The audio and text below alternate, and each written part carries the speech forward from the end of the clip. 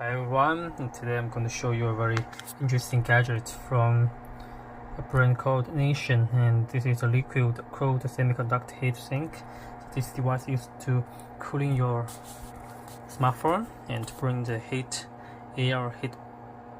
pressure out of the smartphone. And here I already turned on this device, and they use this place to cooling your smartphone, and I installed the application to detect the temperature of the device, and I will use this and connect it to the to my phone.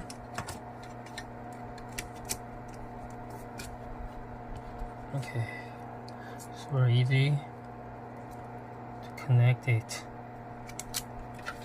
Yes, I can feel now the heat temperature is very low.